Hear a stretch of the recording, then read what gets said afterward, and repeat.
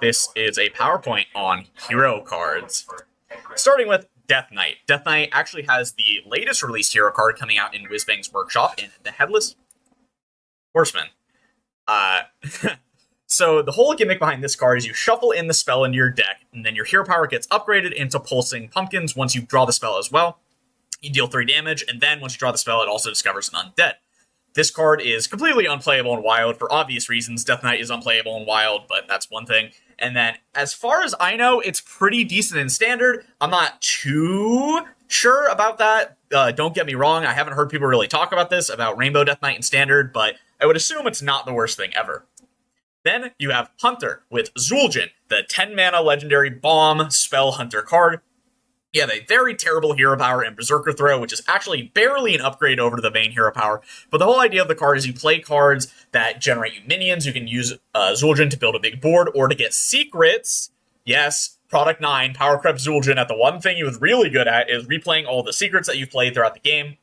And then, honestly, the card was pretty good in Rise of Shadows and a little bit playable in Roscon's Rumble, but and that it was very fun during those expansions, in my opinion.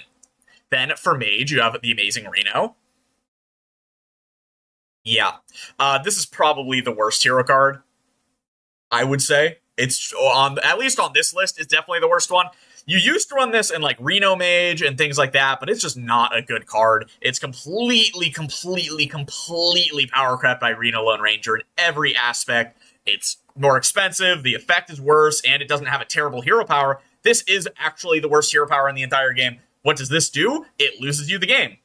Getting random spells at the start of your turn, sometimes you just fucking play Doom and you destroy your whole board, and you draw a million cards and you lose the game. Sometimes you play Myra's Unstable Element, you draw your entire deck and you lose the game. Don't play the amazing Reno, no matter what you do. Then you have Shaman. Shaman actually has the most hero cards out of any class, and it has the most. It has 2 hero cards that came out independently of other, hero card sets. You have Hagatha the Witch, which saw play in the entire Year of the Raven while it was around. It wasn't that great in Year of the Dragon, from my memory, mainly just because, obviously, right? A card like this, it's so slow, it doesn't get you that much value because random Shaman spells are pretty bad, and it just takes so much to make work. Then you have Alakir, the Winds of Time, which came out in Caverns of Time. This card, again, doesn't really do much. It draws you a bunch of minions, and you get a pretty good hero power, but, like, there's no reason to play it at all. You're not drawing anything worthwhile, and it doesn't really do much, to be honest. Then you have Lord Jaraxxus, Eridar Lord of the Burning Legion. Of course, Jaraxxus was originally a minion, not a hero card, but he was changed for the core set, also buffed to be 8 mana. He used to set you to 15 health, and he was still a demon, so when you played the card Sacrificial Pact, you could actually kill your opponent if they were Lord Jaraxxus. It was actually a pretty important meta distinction that sometimes in mirrors you would just run the card for the mirror. It was actually pretty significant. Then you have Warrior. Dr. Boom, Mad Genius. Probably the best or second best hero card on this list. It's definitely one of the best hero cards ever printed. It's very, very, very powerful. You have 5 hero powers. Of course, the big red button, is what technically it is. All of these were good. Making your mechs have rush for the rest of the game is really good. Getting infinite mechs is really good. Dealing damage, summoning microbots, getting armored. All very powerful. He was originally 7 mana, and then he was nerfed to 9 mana because he was so good. He still saw play even after that, and then he was eventually reverted back to 7 mana. I think after he rotated, I'm actually not sure.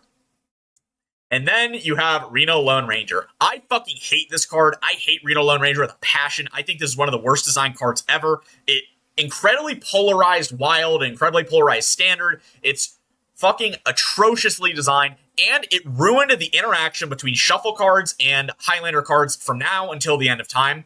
If you don't know what that is, Highlander cards used to be turned off by bombs and plagues and things like that. But now, because it says if your deck started with no duplicates, ooh, I hate Reno Lone Ranger. I hate it so fucking much. It's unreal. I hate this card. I genuinely think this is one of the worst cards ever designed. It's fucking unreal. I don't know how much more to describe, where to segue from this. I genuinely think this card is bad for the game and everything that it stands for. Why the fuck does it poof only your opponent's board? It gives you a good hero power. It's cheap. It was cheap at 8 mana. It's still pretty cheap at 9 mana. And it limits their board. What the fuck was Blizzard thinking with this card? Anyway, in conclusion, those are the miscellaneous hero cards that were not tied to, expansions or sets where you have things like the Death Knights, the Galakrons, or the Mercenaries that I'll be talking about next time. And then, yeah, if you enjoyed, make sure to like, comment, subscribe. Tell me what you think about hero cards down below. Which one's your favorite? Which one's your least favorite? If it's everyone's comment, I hate Reno Lone Ranger, to let me know that you made it this far in the video. And I'll see you guys next time. Peace. Rising again. Darker than they've ever been.